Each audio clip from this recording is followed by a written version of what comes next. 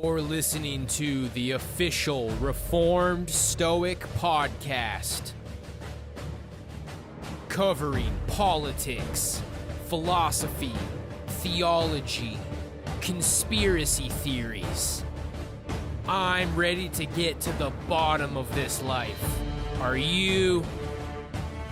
Join Wolfgang, Sketty Squad, Purity Gang, as we strive to take dominion over this dying planet. I am Reformed Stoic, and this is my podcast.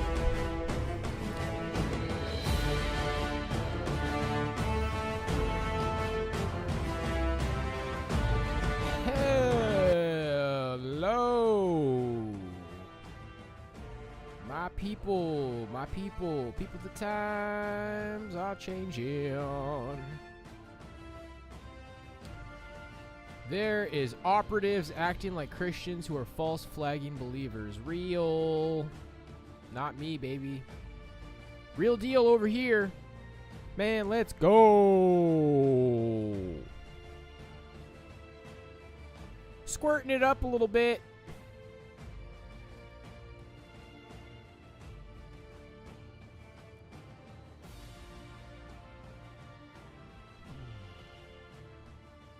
All right, guys. Hope everybody's doing good today. I hung out with some of y'all during the morning coffee segment. I've been going live when I drink my coffee in the morning, and that's actually working out because I'm starting to just end it when it's time for me to go play drums. I think those are the only streams we'll be doing this weekend, morning coffee streams. And, yeah, let's get it. So it was a little bit difficult to find new presentations, new news regarding video game addiction, but I found some stuff that came out this year. So that should be interesting. Then we're going to see what's going on with all this talk about nukes with Russia. We cover Russia probably at least like once a week over here. Ukraine and Russia conflict. We try to mix it up, but that's kind of what's going on in the world right now. So we keep going back to that. And then a little bit about being a Christian hermit. I'll tell you what, guys. I sure had a hell of a time trying to make that seitan stuff yesterday, but I was eating it last night. I put some of it in my cucumber arugula wrap today, and it made it taste like an actual like barbecue chicken wrap. It was freaking amazing. That stuff is good, dude. That stuff is good. 25 grams of protein for every 10 gram serving, or 10 milligram serving, I think. Something like that. It's good stuff, dude. I'm going to be making that more often for show. So, it's a nice rainy day over here, nice and relaxing. Oh, for my workout today, in 20 minutes, I did 20 sets of 6 rows, 10 push-ups, and 15 squats. So that comes out to 120 rows, 200 push-ups, and 300 squats. Let's go. And I think I'm going to try to hit a second workout today. You know, usually when boxers are getting all these calisthenics in, they're working out more than once a day. I'm going to see if I can get that second session in today. Let's go, boys. So I'm feeling pretty at peace over here. I'm enjoying the rain. Sometimes I don't enjoy the rain, but today it's pretty chill. So we're just going to go ahead and bust this out today. I don't imagine it will be an extra long podcast. And then I will wish you guys a happy weekend, because I'm going to try to have a power weekend over here. I'm going to try to go inward. Maybe bust out a couple of songs for that mixtape. Probably not, though. Probably just going to watch horror movies. I'm just trying to grill it, baby.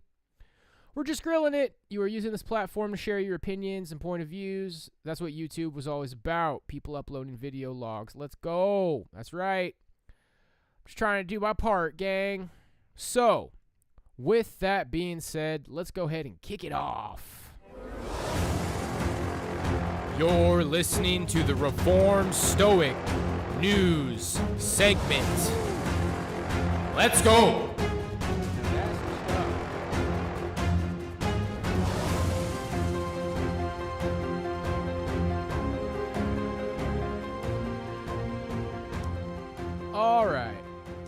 I don't know why in the past I've kind of been under the impression that BBC News is off limits. If it's just the BBC, then I think that's off limits. But it says here BBC is a British public broadcasting service. So I imagine we should be good here. Hopefully we don't get cucked right out the gate here. That would suck. But if we do, then we haven't even started the show yet, so we'll just do what we got to do. But I think we should be all right. Here we go. Clinic helps teen gaming addicts. BBC News. Having people around, you do feel a degree of embarrassment sometimes for the duration of the visit. He'll just be upstairs gaming all the time, and he'll be shouting and cursing. Stephen and Louise are describing life with their 16-year-old son who suffers from gaming disorder. Those aren't their real names. We're protecting their identities. It's a controversial condition defined by the World Health Organization by 3 characteristics: impaired control when gaming, prioritising gaming over other interests, and escalation of gaming despite negative consequences. The games industry and some psychologists question the evidence used to define the disorder. Until quite recently in the UK, help for problems like this could only be sought via private healthcare. The NHS has created a specialist clinic for treatment of the condition via therapy. Hello, thank you for calling National Centre for Gaming Disorder. Based in West London, it's part of the National Centre for Behavioural Addictions. This is the first time cameras have been allowed to film inside the gaming clinic. We know that gaming disorder is quite a rare condition. So the symptoms of gaming disorder can be really quite severe, which has surprised us. So they can struggle with anger, anxiety and low mood. Often they also experience physical symptoms in terms of loss of sleep, and that's often because people will be gaming at night to connect with gamers abroad. Yeah, so we need to think about the groups that we're going to start in the new year. This is the only NHS clinic in the UK treating gaming disorder. Its patients are spread out across England and Wales and are often treated via video chat. A recent study amongst gamers concluded that, broadly speaking, playing video games is good for well-being, and that playing games has helped lots of people get through the pandemic. So we're not saying that gaming is bad at all. We completely accept that for a lot of people it's a really positive thing in their life. We are really talking about that small percentage of people who are having a massive problem with it, and it's genuinely affecting their quality of life and their ability to interact and their ability to function. We opened our doors at the end of 2019. We've had well over 300 referrals since then, 200 just in 2021. It's very strongly weighted in favour of male, so we've seen 89% of people have been male. Stephen and Louise's 16-year-old son has recently been diagnosed with autism. They referred him to the gaming disorder clinic themselves, but he hasn't engaged with the treatment. What was most helpful for us is talking to other parents. They made a special support group for parents who have the same gaming needs or addiction, whatever you want to call it. We meet once a fortnight on Zoom to discuss how we're doing. And more than anything else, I think the greatest thing about that, in terms of benefit, is to realise that you're not alone. There's loads of other people up and down the country and all across the world that are going through the exact same situation. What do you think the future looks like for your son, and what do you think the future looks like for you as a family? I feel optimistic because on Facebook I follow a lot of people who are very like our son, but they're adults now. And I follow them because they're hugely insightful, but also it really helps me feel he will find his way. Mark Chislak, BBC News. All right, so some of my thoughts on this. Video games are an escape. For some people, they're a very addicting escape. Studies actually show, from what I understand, that video games are a great way to challenge and grow your IQ. They're cognitively stimulating, depending on what kind of game you're playing. But really, boys, if they have a balance of gaming, it's giving you that opportunity to like flex your dominion, really, in ways that you're not able to in this life. You know, building combat skills and winning victories, like in war. I mean, that's what men used to do. Men used to go to war on the reg, and you know, now we're in this tamed society, and that gives you an opportunity to achieve some goals, make some gains, make some growth. Now, what a lot of people like to point out is that you should be making gains and achieving goals in real life. But I think what a lot of men are starting to find is that in the Western world, there's like less and less and less for them to gain in real life. You know, all kinds of guys with autism, they're definitely prone to filling their life up with video games because it's something where you're guaranteed to be able to grow. The way society is today, you might not be able to get a good career. You might not be able to get a good girlfriend. You might not be able to make great friends or develop wonderful social circles. Why is that? I mean, people want to say you got to, improve yourself, blah, blah, blah. That's why that whole, like, debate, that's the center of so many things today, that men are lazy and men need to improve themselves. It's debated. There's a lot of guys that think that society is crumbling all around us, and ultimately a lot of men, mainly like average and below average men, looks-wise, genetics-wise, are just not really wanted no matter what they do. Video games are like a warm, welcoming hug that understands you and will always be there for you. And you guys have kind of seen how I am with games on here. It confuses a lot of people. It seems to me like the way that most people think, I don't want to call you guys normies. I think it's some normie shit.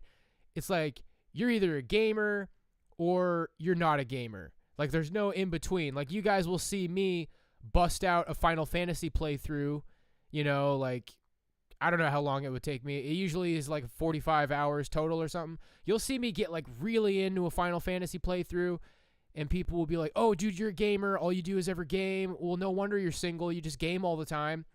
And then, shit, I played like 3 RPGs since I moved here. I've only been here for like a year and a half now. And now it's been like 6 months probably since I've played any RPGs and I'm not gaming. I'm kind of jealous of gamers sometimes, honestly. Like, I like to watch gaming channels like Metal Jesus Rocks, Pete Dorr. He's probably my favorite. I thought the story about that Aulilia guy, Eulilia, was really cool. He likes to play Final Fantasy, and he made his own game. And the kind of guys that are just really content with gaming, it looks like a very peaceful life to me. Somebody like Pete Dorr just games all the time, plays video games on Twitch, makes videos about his favorite video games, just lives and breathes video games. I actually kind of respect that. I watch Summoning Salt. If you guys have ever seen Summoning Salt, he makes documentaries about progressions of speed runs. I think that shit is really cool, bro, because as a musician, as somebody who's played drums for 20 years, I look at a speed run of a video game and it's kind of like playing a fucking prog song, like perfect. It's like a challenge of who can complete this the fastest. And I don't know, I feel like it's like a musical performance, because if you fuck up at any time during that speed run, you have to start over. You have to start the entire thing over. So it's like, oh, I made it 6 minutes into a Dream Theater drum cover, and then I fucking blew it. And now I have to start the entire thing over. So yeah, video game speedrunners to me, it's like it's really cognitively, hand-eye coordination-wise, it's very similar to playing a performance of an instrument. Now, what do you ultimately accomplish? Musicians will make beautiful music with their skills, and then these gamers will, play Mario fast as fuck, which is cool. Like, I support it. I think it's cool, dude. So I have tastes in video games. There's kind of a gamer side of me. It goes back to my childhood where there was this spoiled kid that I grew up with. His mom bought him every fucking system. And a lot of times I just end up watching him play games. Like, we played 2 players on Streets of Rage, a beat 'em up for Sega Genesis. We would play multiplayer sometimes, but a lot of times I'd kind of just watch him game. And I still think back to damn, this guy beat Final Fantasy VII when he was 8 years old when it first came out. And I respect that shit. I ultimately am just not that preoccupied with games. I go through phases. I enjoy it when I go through a phase. But anyway, we didn't get in trouble, did we? Okay, we're good. We survived the BBC. LMAO. Okay, let's read through the comments. Oh dear, I feel sorry for some of these kids. I can guarantee not all of them are addicted, and just hearing those parents talking about their Facebook group, while others are experiencing the same thing up and down the country, Reminds me of those parents that used to try and cure autism by forcing their children to take the bleach enemas. Whoa, I never heard about that. Bleach enemas?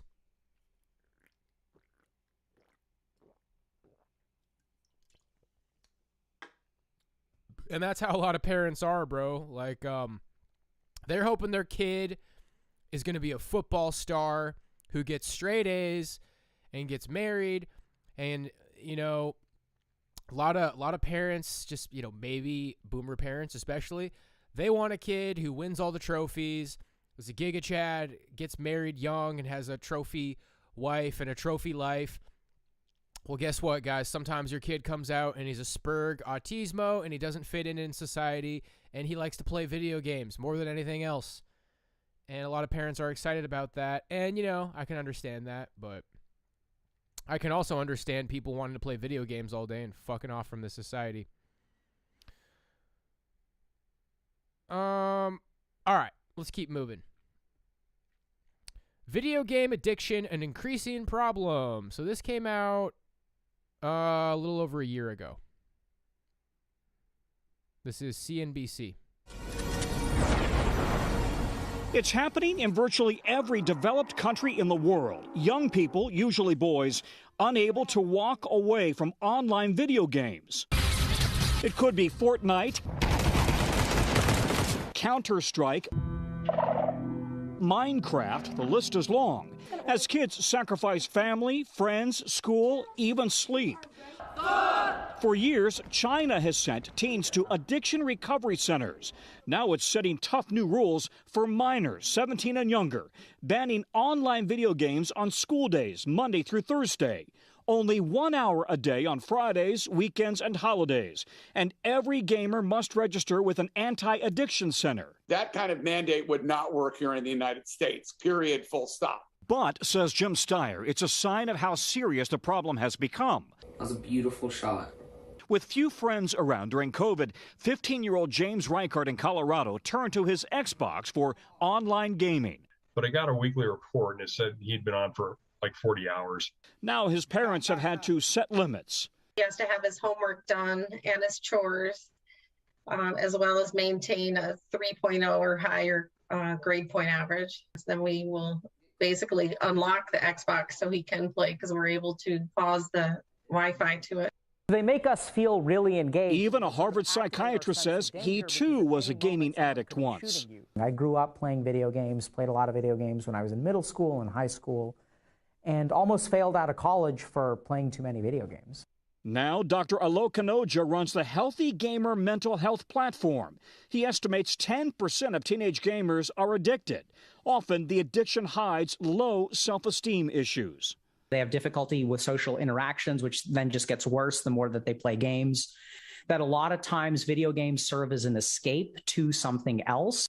The gaming industry tells NBC News it supports digital wellness, adding nearly all video game devices offer parental controls, which allow them to set time limits. Common Sense Media says it's time for a national PSA push, teaching teens and parents of the dangers of too much online gaming.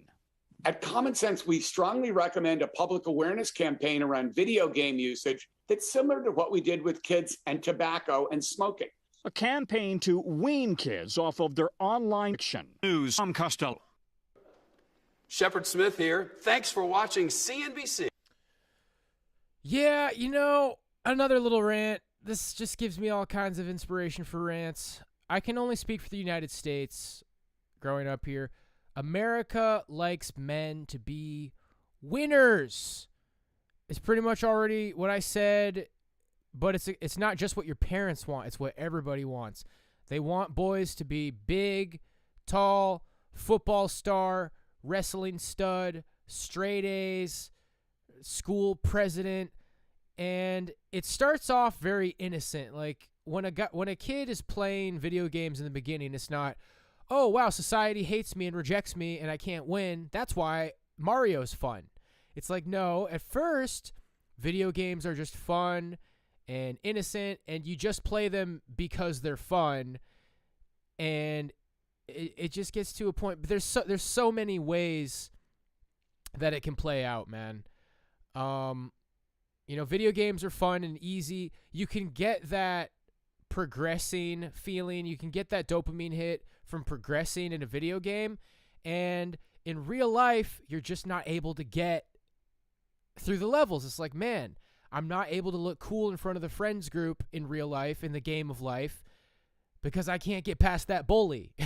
Like, I don't know what the strategy is to not get humiliated by the bully. There's no strategy guide. There's no cheat codes. I walk into this social circle and the bully, you know, humiliates me, and I don't know how to get past that. And that's just how life is for a lot of guys. And as you start to get older, and, you know, all the black pillars are pointing out that it's so much about genetics, how tall you are, it just starts to become evident that it's like, gee, to progress in real life, I don't even really know what I'm supposed to do. And I feel like a lot of parents and schools are not making it clear what you're supposed to do.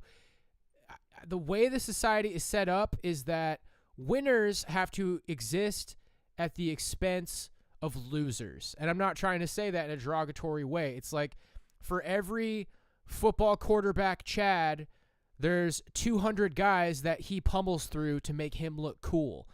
And it's like, well, there's a 1 in 200 chance that you're going to, I mean, I don't know. That's not really the statistics, but what I'm trying to say is, like, for one guy to be a big alpha, there has to be hundreds and hundreds of guys who are not that guy. You know what I mean? Somebody's not going to be the winner. Girls like him because he mogs so many guys. And a lot of guys is like, okay, I'm one of the guys who gets mogged by Super Chad, who wins all the football trophies and is Mr. Cool. And I don't know how to change that. And in a video game, if I put the time in, I will progress. I will level up. I am able to overcome obstacles and to grow and to ultimately live an adventure. I'm living this adventure in a video game. You're in the beginning of Final Fantasy VII, then you're in the middle. Wow, I made it through all 3 discs.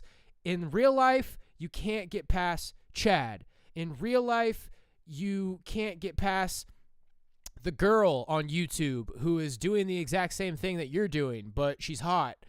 In real life, a lot of guys can just not get past certain levels.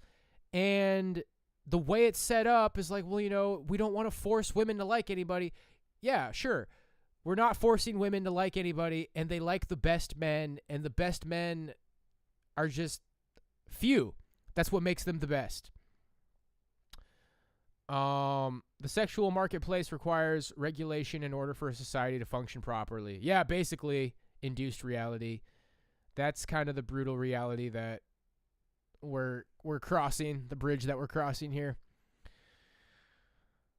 The staple your bootstraps to your feet and say you did that yourself. Yeah. All right, moving on. Gaming addiction linked to aggression in children. 10 news first.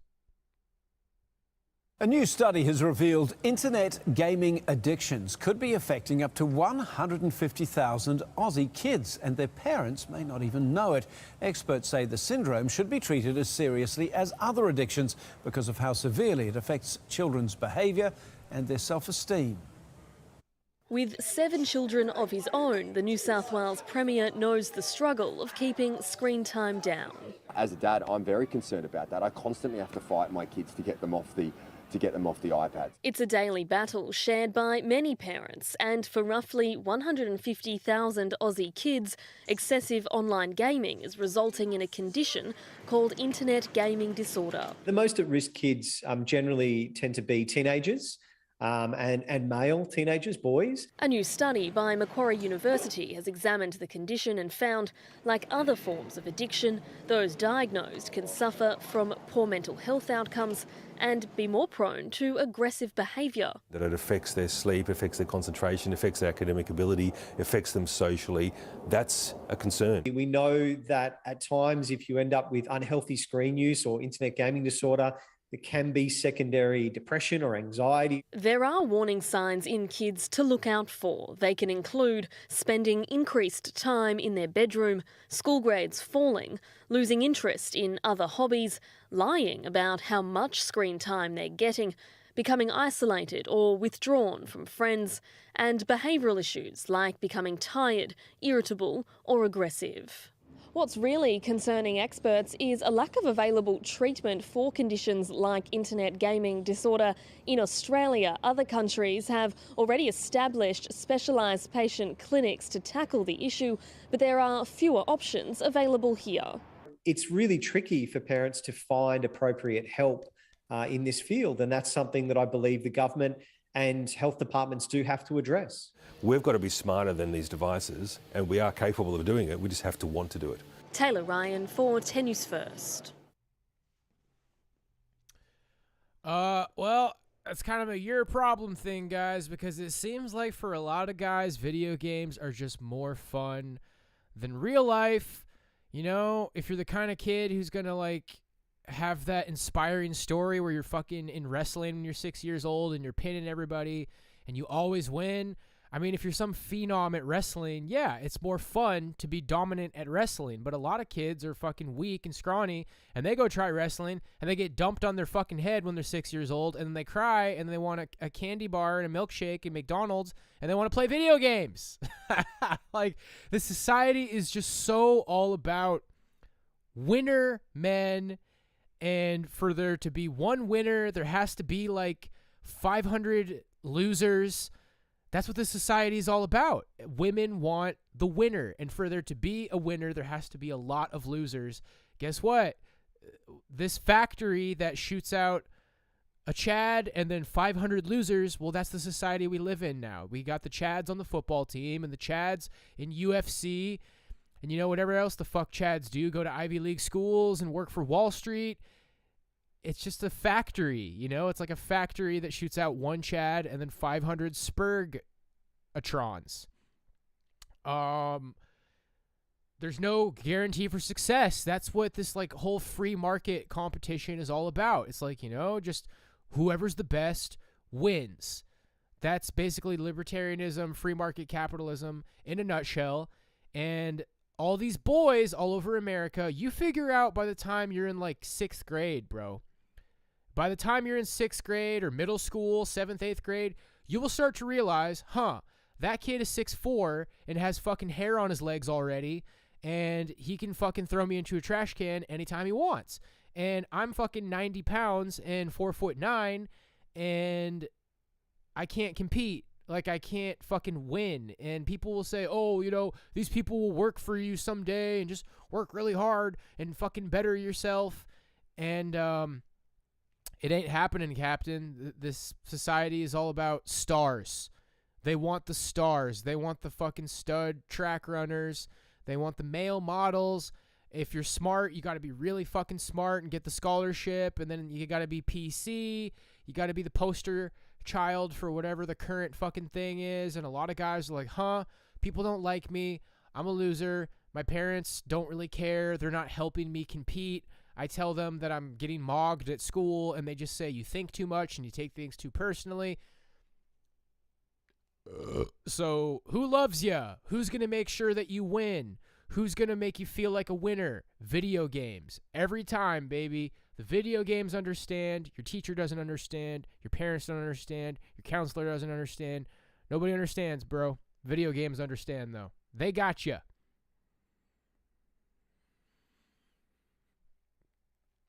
All right, discovermagazine.com. Video game addiction is on the rise. Here's what it looks like. This was from February 2nd, 2022. There's no doubt that the pandemic changed how we consume media.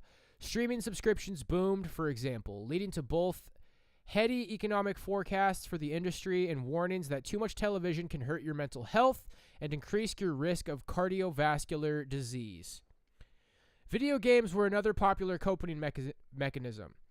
According to the Entertainment Software Association, the estimated number of American gamers climbed from 214 million to 227 million, about 2/3 of the population, and 55% said they played more during the pandemic.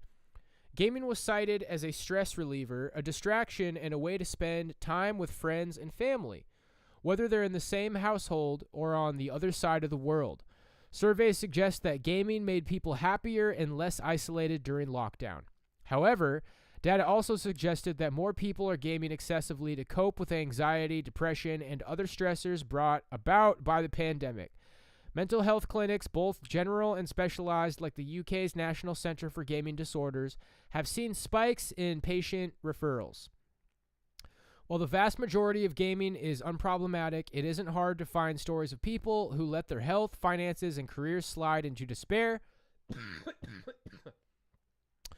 because gaming became the only way to cope with their problems. A question of control. Video game addiction is a contentious subject. Once the source of scaremongering tales about parents playing for days while their children starved, there's now some denial that it's a problem at all.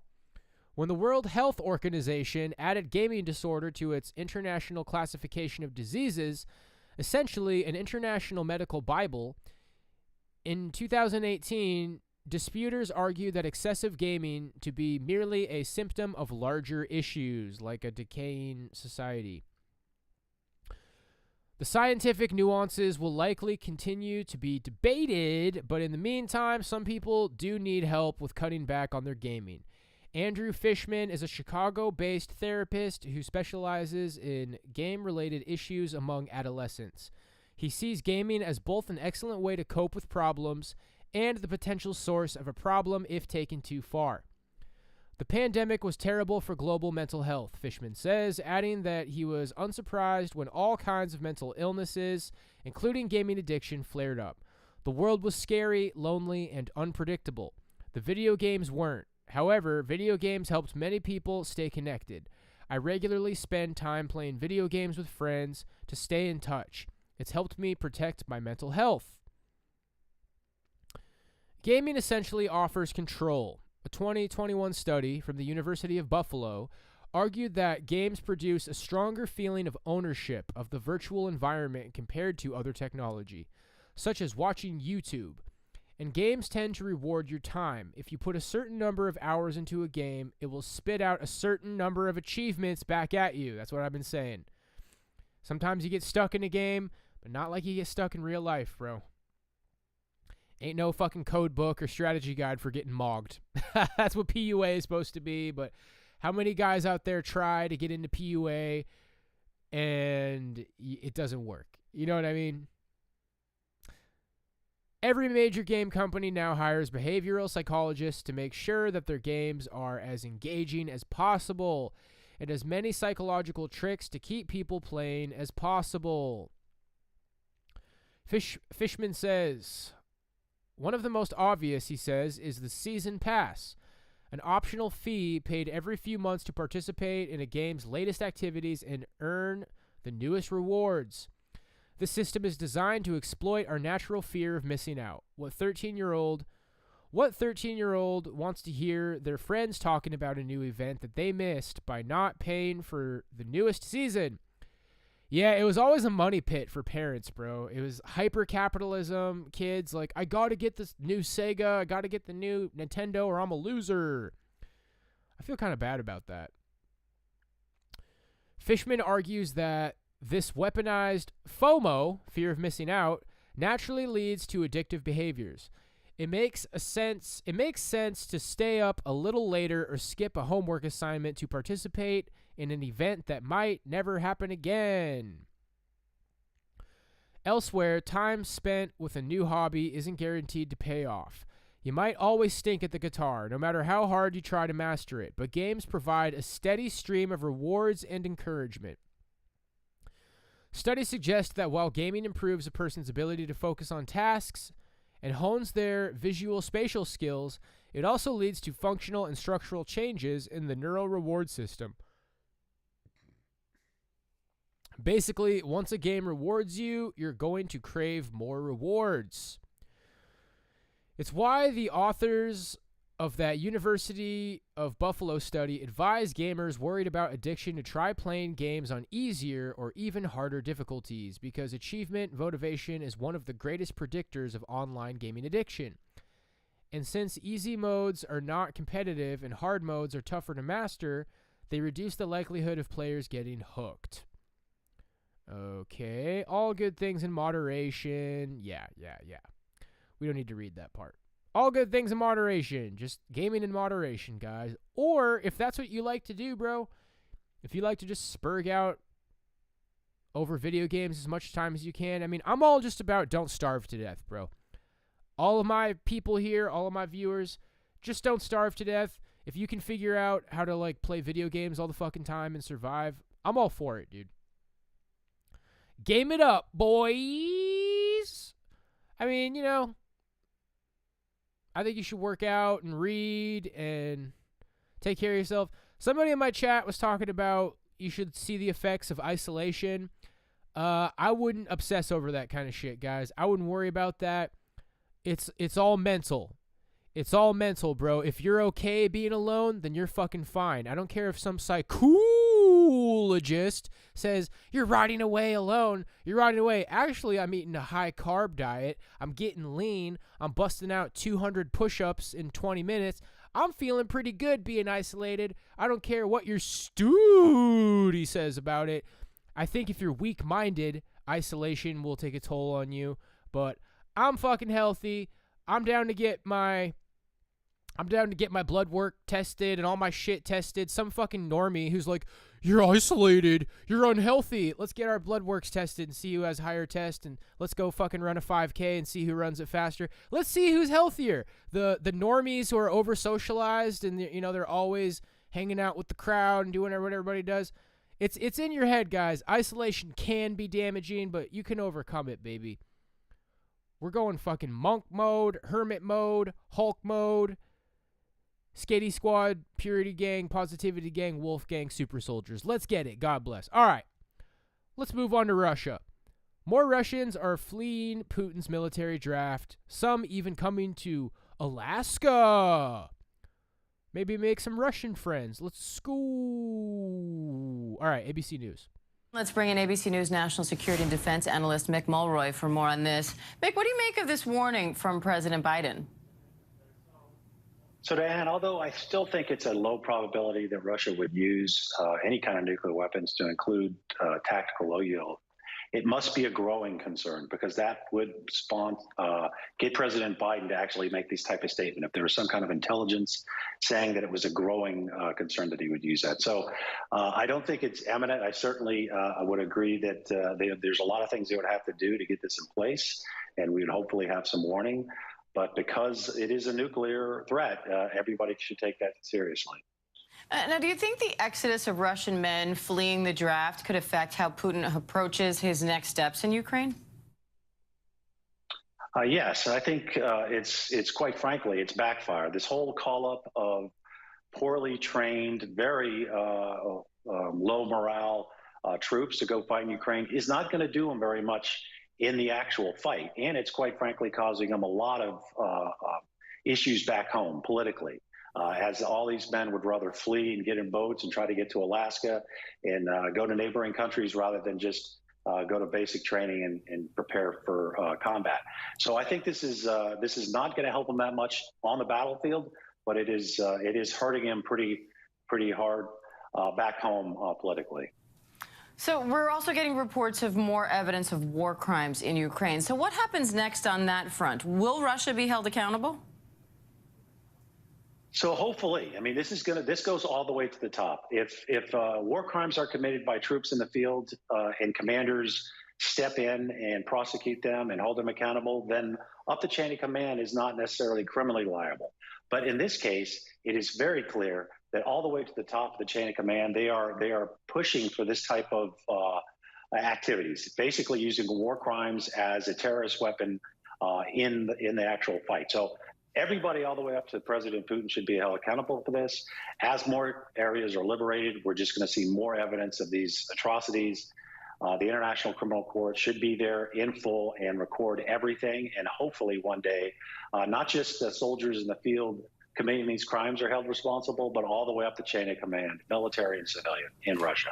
Now, the UN's nuclear watchdog is also now saying that there are landmines around the perimeter of Europe's largest nuclear plant in Ukraine. How nervous should we be about potential nuclear disaster there, and what can be done to prevent that at this point?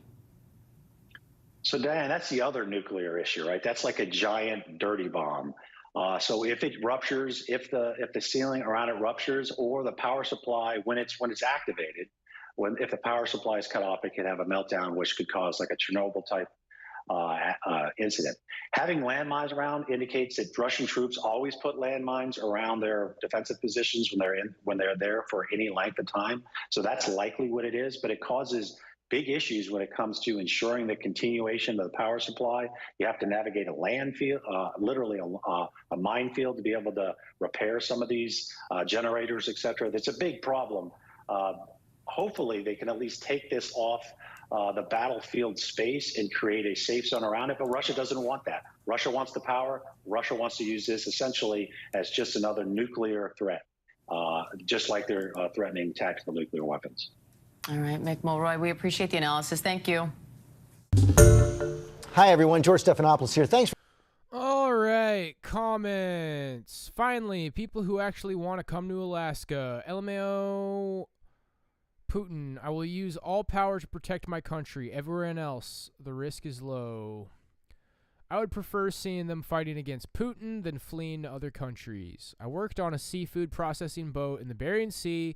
These men crossing it is very impressive. I say let them stay, but keep an eye on them. The U.S. president says we haven't been this close to apocalypse for 60 years. It's happening. Basic training, from what I have seen and heard, they aren't even getting that. A lot of them aren't even getting something as basic as a uniform, boots, a rifle, and ammo. Never mind any sort of combat training. They're literally cannon fodder. Damn. It's a good time to be grateful, guys. You got to focus on what you got, buddy. It's hard out there for a lot of people right now. Never underestimate your enemy. Rule number 1. Didn't Ukrainian force all men in the country under 62 to stay and fight? I thought Putin were calling on reservists. Now all of a sudden it's a draft. Can you imagine how desperate people must be to flee to Alaska? Alaska! It is like those cold hells you find in Buddhist mythology. Damn, bro. I live on the coast in southeast Alaska. It's cold, wet, and dark most of the year. We have one road out of town. It ends at the Canada border. My community has no 4-lane roads, no traffic lights or turn lanes. I love it here. Yeah, it's not for everybody. Don't worry, Alaska. DeSantis will send them to Martha's Vineyard. Let's go! I always pray to Lord Jesus Christ every day for peace negotiations. Talking to each other, looking for peaceful solutions. Lord Jesus Christ is the true Lord who died on the cross to atone for sins and rose again on the third day. Real. ABC is a salvation. Admit you are a sinner in need of a Savior. Believe that Christ died for your sins. Call upon the name of the Lord and be saved. Let's getty. Nuclear threats should be treated as such, and we need to be at DEFCON 3. Ruh-roh. Sounds like I will be watching spooky movies and cooming while people with important jobs will be doing important stuff. Skitty, giddy, giddy. Must be desperate to go to Alaska. It's too cold. Man, everybody's roasting Alaska. All right. Next. MSNBC. Biden compares nuclear risk from Russia and Ukraine to Cuban Missile Crisis. We have some breaking news tonight. At a fundraiser in New York this evening, President Biden just made some extraordinary and highly alarming comments about Vladimir Putin's war in Ukraine and the threat of nuclear war. Biden said the risk of nuclear Armageddon is at the highest level since 1962. Quote, for the first time since the Cuban Missile Crisis, we have a direct threat of the use of a nuclear weapon if, in fact, things continue down the path they are going. We haven't faced the prospect of Armageddon since Kennedy and the Cuban Missile Crisis. Joining us now to help parse those comments and understand where we are at is Ben Rhodes, former Deputy National Security Advisor for President Obama. Ben, thanks for joining me tonight. Thanks, Alex. First, your reaction to President Biden using the word Armageddon and recalling 1962 and the Cuban Missile Crisis. Well, I think that's a shorthand, right? Armageddon is a shorthand for, the potential for nuclear conflagration. The reality here is we do have a threat from Vladimir Putin about the use of a nuclear weapon. The distinction I draw from the Cuban Missile Crisis is that was the U.S. and the Soviet Union, two superpowers in a nuclear standoff where a nuclear exchange could have been Armageddon. What we have here is a threat really of the potential use of a tactical nuclear weapon in Ukraine. That would obviously be an awful escalation for the people of Ukraine and a potential risk of the escalation of that conflict.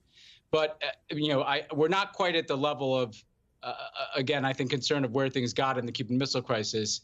But I think what he's reflecting is this is the first time in a very long time, decades, that we've had to take seriously the possibility that a nuclear weapon can be used. And that is something that people should be taking very seriously. I would say, Ben, to that end, Biden did talk about tactical nukes and said, I don't think there's any such thing as the ability to easily use a tactical nuclear weapon and not end up with Armageddon. I mean, do you agree with that? Yeah, or do you think that... situation... Go ahead. Well, you can parse this. I think what people should keep in mind is a nuclear weapon that is of the kind that we were talking about in the Cuban Missile Crisis is the kind of weapon that destroys cities, right? Strategic nuclear weapons. A tactical nuclear weapon could be of a yield that is a fraction of the yield of the atomic bomb that we used in Hiroshima. Look, any nuclear weapons use is horrific and a catastrophe and is ushering us into a new age that we don't want to be in. And it's horrible for anybody who's in the vicinity, not just of that explosion, but of the nuclear fallout for it. I think the risk of Armageddon comes from whether or not A, that weapon is used, and B, things escalate to the point where the United States and Russia are in a conflict, right? And so I do think we have lots of steps to go here. We've seen threats from Putin. We have not necessarily seen the U.S. Making reference to the fact that Russia's nuclear arsenal has been put on a different posture. So we've not seen Russia acting on that threat yet.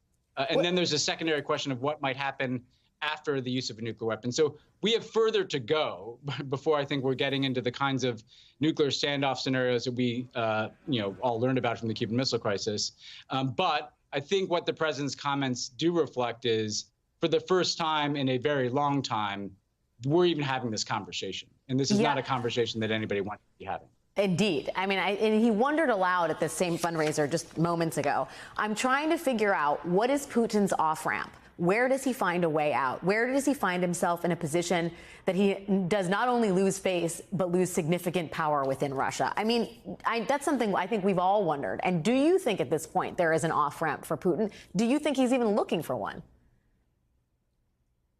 Nothing that Putin's doing suggests that, with the mobilization that he's done within Russia, with how much he's personally invested in this war. I think the reality everybody understands is there frankly is really no safe face-saving path out for Putin. He's already failed. He failed to conquer Ukraine. He failed to conquer Kyiv. Now he's failing to even hold the territories that he wanted to annex in Ukraine. He doesn't even control the territory that he announced before the Russian people in the world he was annexing. And so you want an off-ramp of sorts, obviously, from an escalation and the use of nuclear weapons. But a face-saving situation for Vladimir Putin might not be possible right now. And that's a circumstance where you don't know whether, if Putin is cornered, he decides to escalate to the use of nuclear weapons. Frankly, we also don't know. Somebody has to follow that order inside of Russia, right? So there's a lot of uncertainties here. There's a lot of dangers for Vladimir Putin in taking that step. China, his biggest benefactor in the world, I'm sure, does not want to see this happen. No country in the world wants to see the taboo around nuclear weapons broken. So Vladimir Putin has a lot of risks, too, as he considers whether to take that step. But this question of how the war in Ukraine ends, I don't think anybody knows the answer to that question. Not Joe Biden, not Vladimir Putin, not Volodymyr Zelensky. So that, I think, is what makes this such an uncertain situation. Yeah, you mentioned Xi Jinping, and Modi in India to some degree is also someone that's cooled Putin's jets to, I guess, marginally in all of this. Would you expect that there are bilateral talks or trilateral talks going on between the U.S., China, and India to make sure that someone is talking to Vladimir Putin and trying to talk him off the ledge in terms of nuclear? Alex, it's a really good point, because what we've seen is reports of, the U.S. sending messages to Russia, warning them against doing this. I'm sure that's happening. I'm also sure that's what's happening is the U.S. is reaching out to China and saying, look, we have not been getting along very well lately. We may even have different views about the war in Ukraine and the sanctions that we've imposed. China's continued to buy Russian oil, probably far above what we would want in the United States. But nobody would win from a scenario in which there's a use of nuclear weapons, even a smaller tactical nuclear weapon inside of Ukraine. It would usher in a new world in which the nuclear taboo has been broken. It could escalate the conflict between NATO and Russia. China really does not want that either. And so I think the U.S. going to China and having the Chinese lean on the Russians together with us and other countries is part of what's happening right now. All right, still in the thick of it. I recommend you check out Bill Burr's podcast. I've definitely spent a lot of hours watching that back in the day. It's been a while now. Frankly, I feel like since he got married to Nia or whatever, that kind of declined the quality a little bit. But yeah, Bill Burr runs the podcast all on his own for the most part. So definitely you're not required to have guests for it to be a podcast. Maybe down the line I could have guests, but I think we gotta grind it out a little bit more first. All right, comments. The fact that we don't even have an educated guess on how this war will end is frightening. Yeah, it is. Everything ends. Enjoy this ride while we all have it. Everybody's being so edgy, dude. As soon as like the shit really goes down, people aren't going to be this edgy. Blah, blah, blah. You have no control over nor any fate, so just enjoy things while you still have it. All right. I think this guy is missing the point. It may be a tactical nuke in Ukraine, but NATO has already agreed to a conventional response by putting boots on the ground against Russia. At that point, already firing one nuke and losing hard to NATO forces, Putin would surely use additional nukes, and not just in Ukraine. Well, even a doomsday clock is right twice a day. Damn, everybody's bouty right now. Everybody's like really just talking like this shit's going down, dude. Joe keeps cornering him and cornering him. Joe's got to go. Gonna force the hand. So give the evil man anything he wants. Be the cowards and lose our liberty. He's not cornering anybody. He's selling Ukraine guns. They're the ones fighting, not the states. He's acting like a baby. Yeah, well, I'll bet he's not too happy about us selling him those guns. Oh, well, it's all okay then. Look, mate, quoting a book of prophecy is pointless. Prophecy will fail. Corinthians. What? Nah. Don't be hating on the good book, man. And if he wasn't, you would say he was being weak, and you have to show strength. All very predictable partisan crap. All right. Lots of arguments going down. I think people are drastically underestimating the seriousness of the situation. Yeah.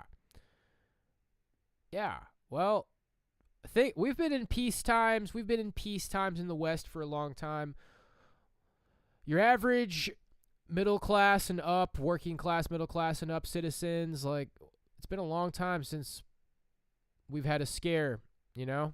COVID was the beginning. COVID was the beginning.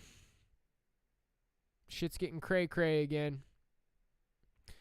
Cray-cray. Yikes, I shouldn't have said that. Be more specific. Having a leader who has launched an invasion or one who's clearly senile and incompetent.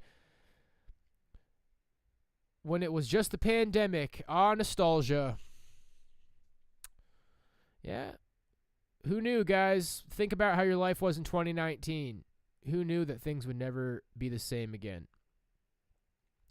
People are underestimating the situation, and it makes me angry. Our very lives are at stake.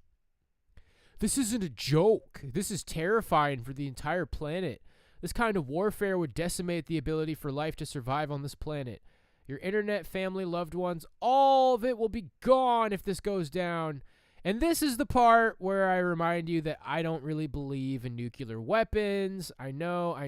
I think Nagasaki was firebombed to shit. I think nukes are just kind of a keep everybody in fear tactic.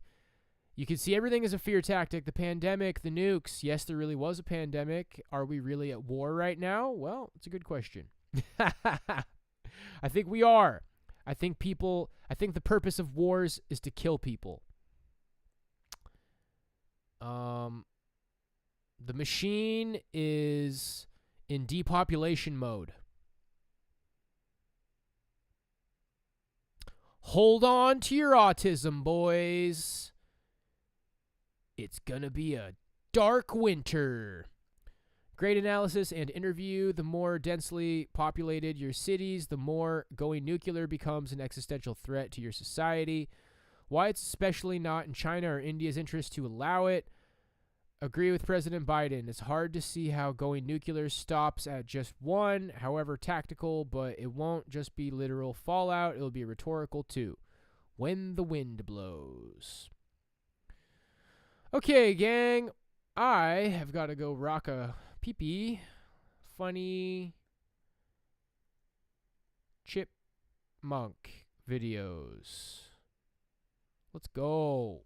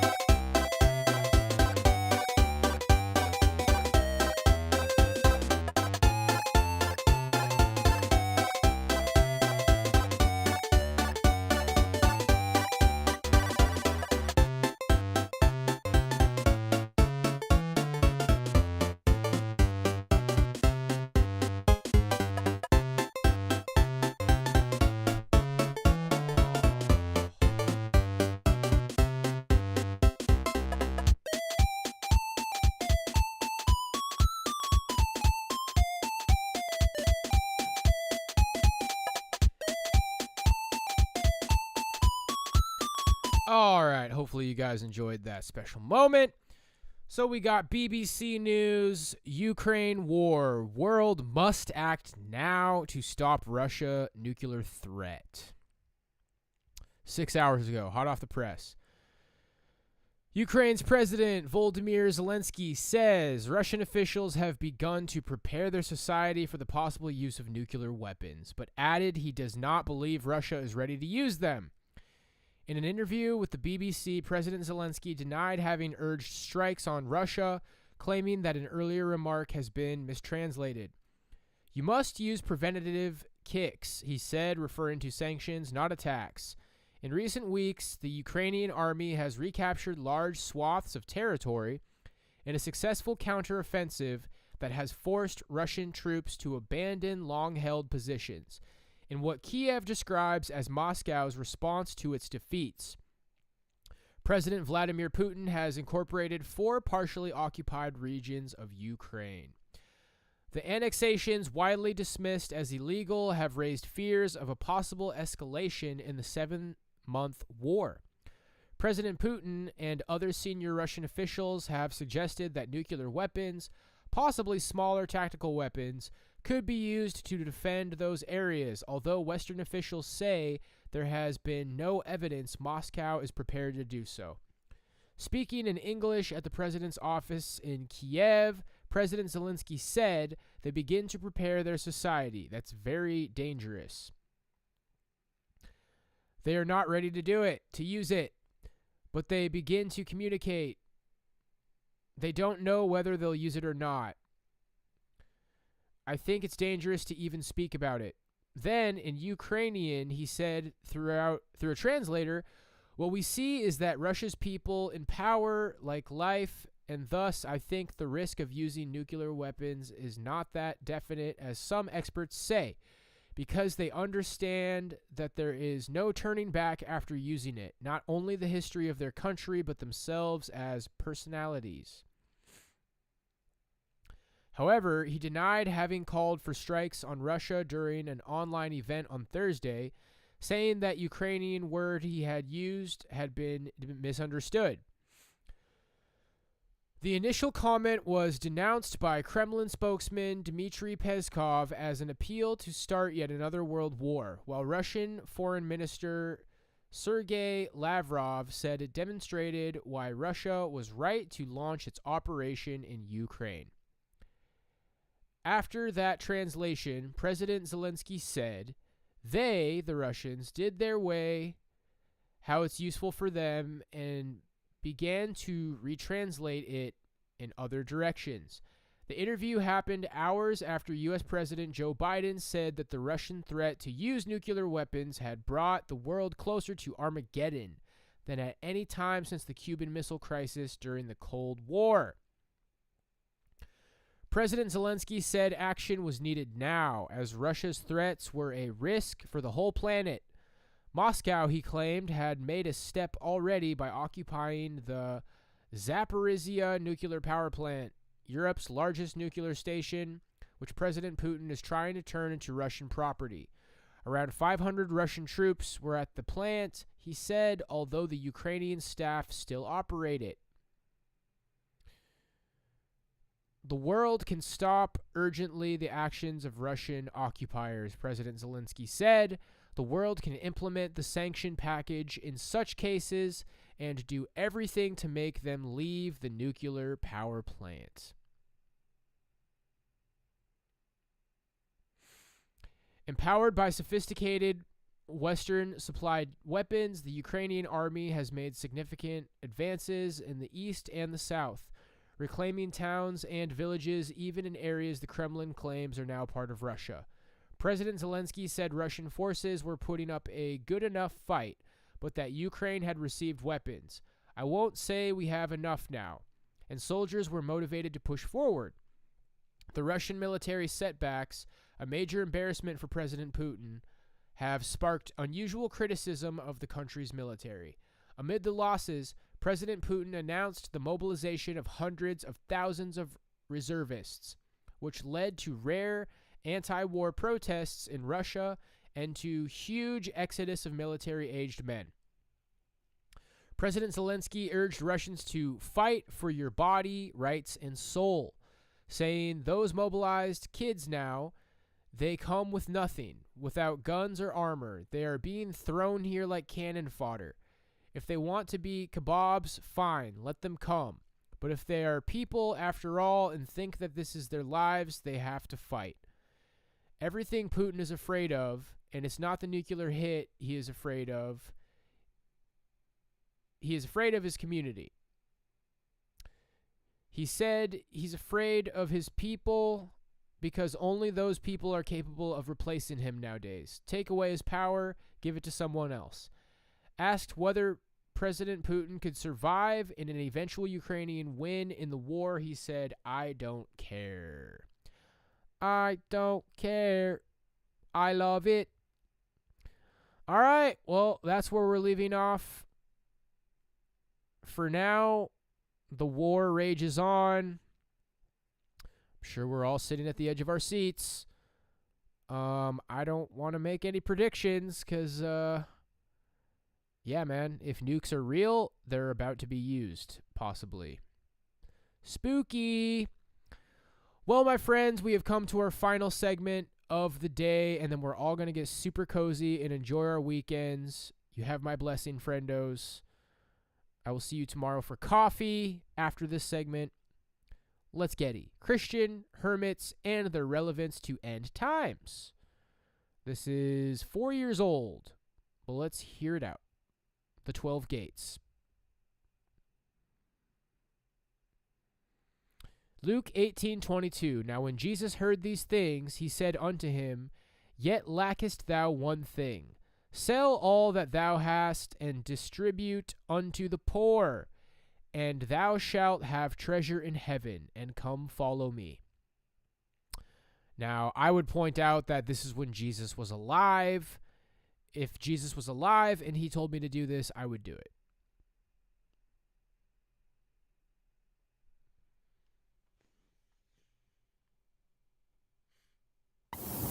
In today's video, we're going to be talking about hermits, Christian hermits. How's this all come about? Well, basically, if you watch the last video, I had a bit of an incident the week before that.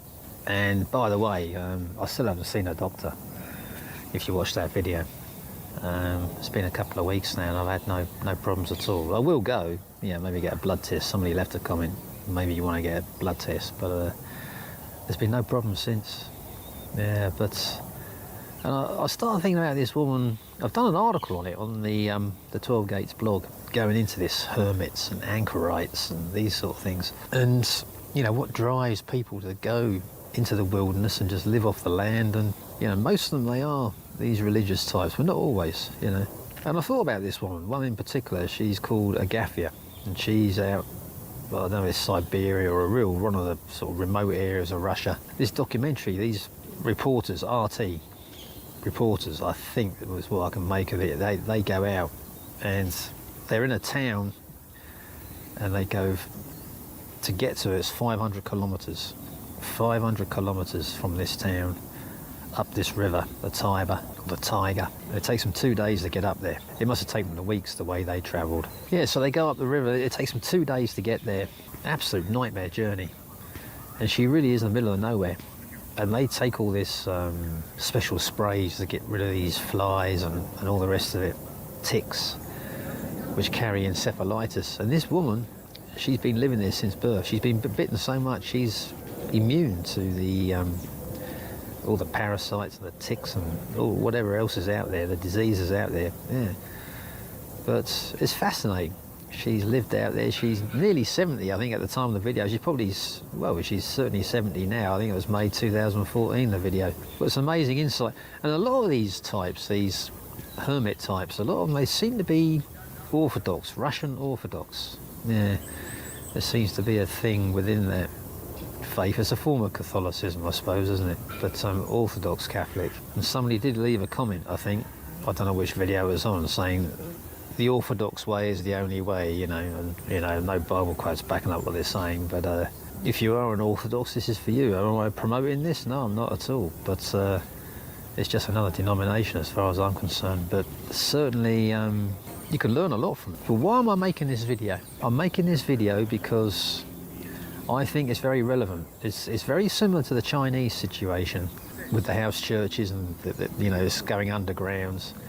And I think what's happening in China and what is happening with this woman here, she was forced to leave. She's one of the old believers of the Russian Orthodox Church. What happened was there was a big schism and there was major changes brought in, and a lot of things that were passed down through the generations from the true believers of the early days were forbidden. Yeah, and they were, if you continued doing those things, then you weren't part of the new Orthodox Catholic Church, the Russian Orthodox. Yeah, and the people that carried on doing this and carried on, they called old believers, which is what this woman is as well. Yeah, she's an old believer and carries on the traditional ways handed down from very early times. But that situation there, there's persecution there, and basically she ended up living sort of in an isolated area. She's born out there, all her family's gone, and she's in her 70s on her own. She's got, I think, cancer, but it's benign. Big tumour she's got, and she says certain things she does now, she can't, it just makes it worse. It just gets bigger, but it's benign. And I just thought about this woman when I was, sick and in terrible pain. And I was in a city, and I was in a situation where I couldn't do anything, and there was nobody in the building. I couldn't get to the phone. It was, a couple of flights of stairs downstairs. I wouldn't have made it, And I thought about this woman. I thought, well, she is in the middle of nowhere. And her faith has kept her alive, hasn't it? And she just lives off potatoes, and I mean, you see her there, she's fishing with nets, and she survived, you know. But she's there in the video. High carb Stacy, let's go. Surviving on potatoes hype. Near the end, and she says, I'm getting older now and it's getting hard. She's chopping down trees for firewood and chopping down branches to feed the goats and all the rest of it. It's hard work, you know, living like that. You're constantly on the move all the time. And there's loads of videos out there, but most of them seem to be Russian for some reason. I don't know why. Maybe because of that schism. And certainly I can run parallels with that with China, and I can run parallels with that with end times as well. That's why I'm making this video. You think, well, why am I talking about Christian hermits? Because I think that's the way things are going to go. If you look at China, there's a big urban thing going on, isn't there? And they're encouraging everybody to move out from the countryside and move into cities. They've been incentivized to move into the cities. Yeah, but when you move into the city, you start embracing the cashless society that they're trying to bring in, and the modern way of life, isn't it? Yeah, and it's what you're seeing there is the beginnings of the New World Order, isn't it? And what you're seeing in China eventually will be global. Yeah, and what will happen is, I think that Agafia and what you're seeing with Chinese people, they're going underground with their faith, the Christian faith, is it'll be the same. Even Agafia says at the moment Christians are enjoying their freedoms and they're not experiencing any major problems. Yeah, there's persecution around the world, but it's not on a major scale. Eventually those days will come to an end and those freedoms will be gone. Yeah, and it will be in the same situation as Agafia and also what we're seeing in China, where it all just goes underground. And I think that's what's going to happen. There's going to be a division.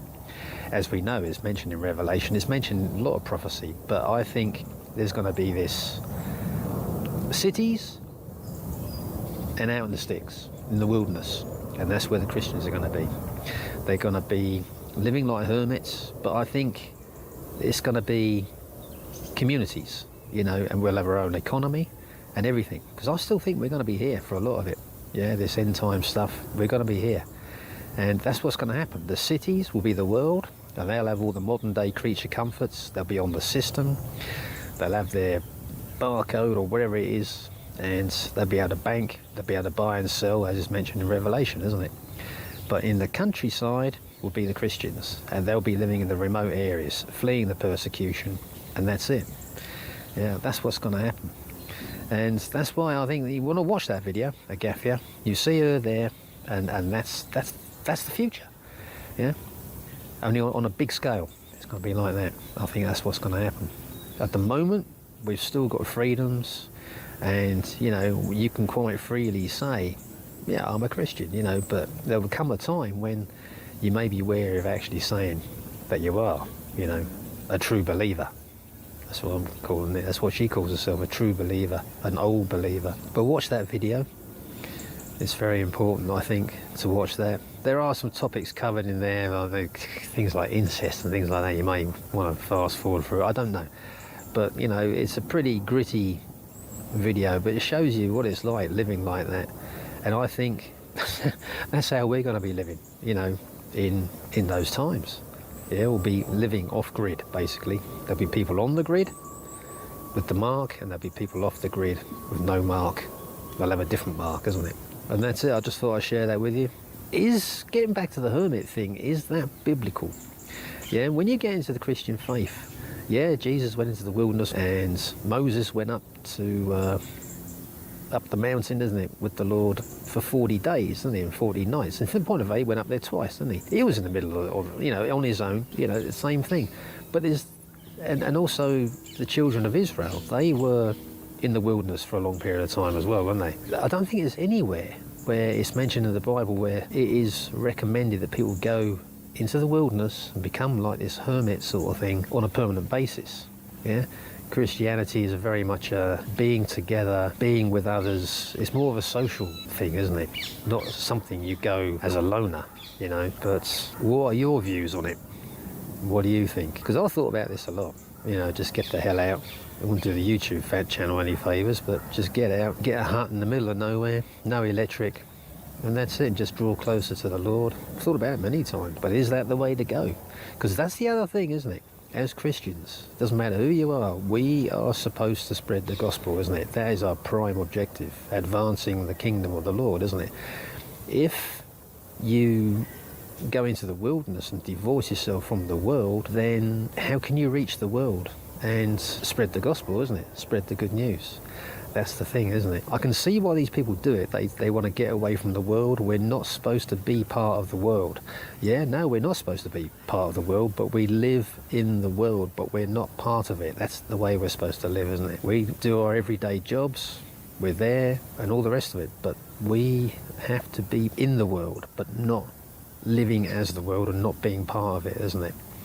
But it's certainly an interesting thing, a very appealing lifestyle. Just get away from all the... You've got different pressures, haven't you, when you live like that, you know? Things like health, you know, you've got to cure yourself, isn't it? Or put your trust in the Lord like I did that night. But I thought I'd share this with you, and, you know, so this is something to chew over. Anyway, this is Frank of the 12 Gates. Keep your eyes firmly fixed on the Lord.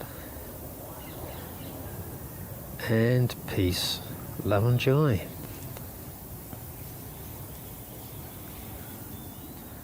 All right, well, that was interesting. Yeah, guys, it's tough, man. I know a lot of us these days are pretty damn antisocial. That's where I'm at. Have faith. Put your faith in the Lord. I feel like a lot of guys are feeling pretty damn isolated right now. I don't know about the North Pond hermit, dude. Is he a Christian? Is he a Christian hermit? Like, I don't know if that's really what we need right now, bro. This is how I live. I've chosen this life after Jesus saved me. Same here, brother.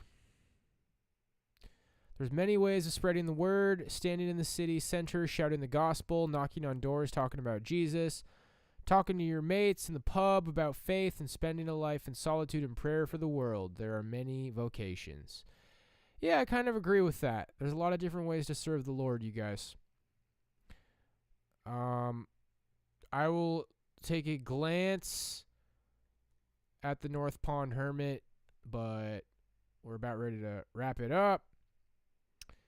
We don't have 22 minutes. Main Hermit faces jail. North Pond Hermit. Would you like to see this song live?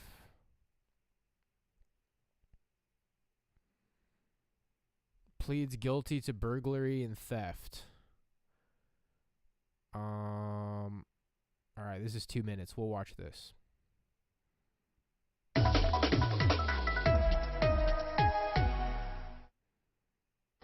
Thanks, Roger. Our top story tonight, a guilty plea from the man known around the world as the North Pond Hermit. Christopher Knight lived in the woods of central Maine for years without speaking to anyone for nearly 3 decades. He stole to survive. That's according to law enforcement officials. Yeah, the story gained international attention because it seemed really so unbelievable. But today, Christopher Knight dealt with the consequences of his actions. WMTW News 8's Allie Miles joins us now live from Augusta to tell us about his punishment. Allie. Tracy, Steve, even after months of publicity, no one's really heard or seen from the North Pond Hermit. Now, his attorney says he's a very closed-lipped, shy man, and that's left people to wonder why he did this in the first place and what's next. Guilty on all counts after police say he stole from about 1,000 homes and camps. 47-year-old Christopher Knight pleaded guilty to just 6 different instances, facing 13 counts total. But with hundreds of victims, there are a wide range of opinions on just how the so-called North Pond Hermit should be punished. Some wanted him out on April 5th. Others want him to be in prison for years. So there's really quite a range. Knight still doesn't have a release date, but he has been told he'll have to serve a 7-month sentence. And because he has already been in jail since April, no one is quite sure when he'll be a free man. we all talk about time served and so on. That's something that happens at the end of the case if he succeeds. So he could be released anytime in the next month, 2 months, 3 months. That really remains to be seen. Now the question is, what's next? Knight will take part in a year-long program to make him readjust to a normal lifestyle. The district attorney says the judge took into account the fact that despite his decades of stealing, Knight never physically hurt anyone. He was not stealing jewelry, and that he did not at any point attack a human being, and those are top considerations in looking at what's an appropriate sentence and whether or not someone's life can be turned around. Now, as part of this program, Knight will have to sit and talk with the victims that he stole money from. Other people have donated money to Knight, and that money will go towards restitution for these victims. As far as paying for any fines, he can't now or anytime in the near future, so he isn't facing fines. But if he doesn't complete this program, he will go to jail for 7 years. Live in Augusta, Allie Miles, WMTW News 8. Poor guy just wants to be away from the world. Couple of comments are turned off. Okay. Yep, just wants to be away from the world, and what happens? They stick him in a prison cell with normies.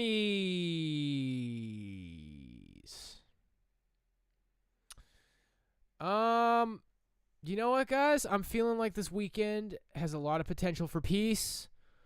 We're gonna do the coffee streams, boys. That's actually been working out pretty great. It'll work out really great if I get up a little bit earlier than I've been getting up. I slept in just a little bit today.